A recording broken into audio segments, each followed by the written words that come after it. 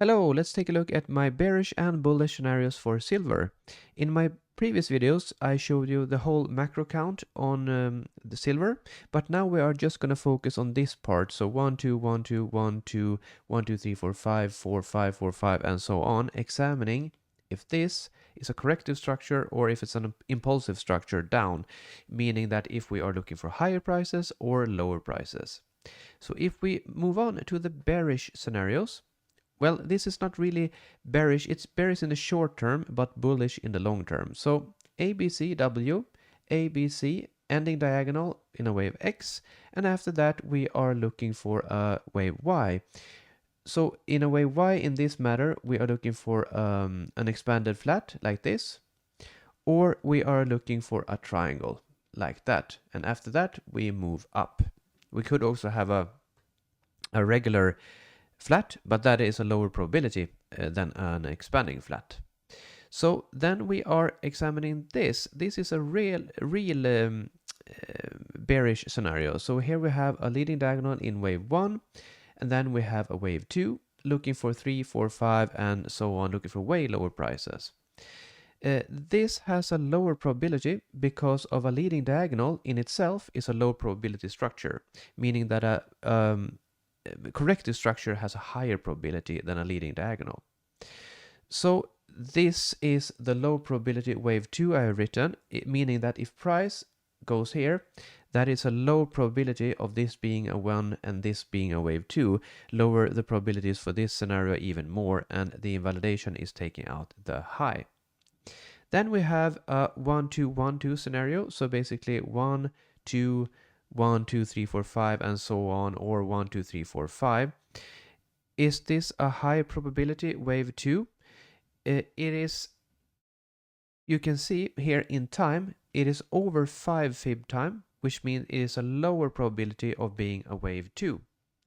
And if it's a lower probability of being a wave 2, then this has a lower probability of being a wave 1, meaning that this whole thing has a lower probability of being a 1, 2, 3, 4, 5. That's it. That is how it works with probabilities.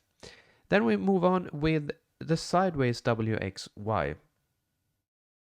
I've already mentioned this, that WXY and Y sideways WXY has a higher probability than a double zigzag, because you could count it like an W and then X, and then you are looking for a zigzag down and double zigzag, but we reached here the fib target of 70 here, and if we touch that, it has a lower probability of being a double zigzag, meaning that yeah, a sideways double 3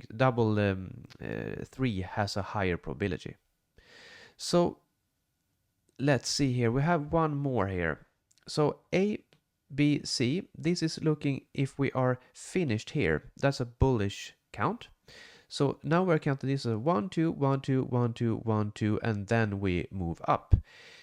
If this is a highest probability count, then we need sooner or later now have an explosive move up. Because if we don't get that, you can't really stack 1, 2s in infinity, because you kind of need that explosion after like 5, 6 at the most 1, 2s. So if we start doing this and just, without increasing volume, yeah, then it has a lower probability of being finished, and then the other scenarios like a W, X, Y take over. But until now, yeah, this is a very much a possibility. And then the last scenario here is an ABC finished here, and then we have a leading diagonal like this.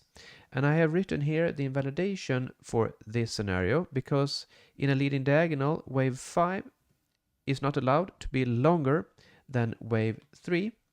If we move up here and touch this, then this is no longer a leading diagonal.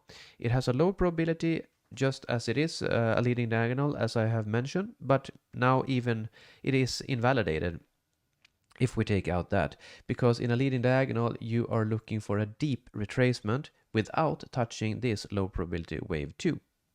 So if we now move down without touching the invalidation and move out down to a deep retracement without touching this low probability wave 2 and without taking out this invalidation, yeah, this scenario has very much, yeah, it's in play, so to speak. So yeah, but the 1-2-1-2 scenario, it has a higher probability.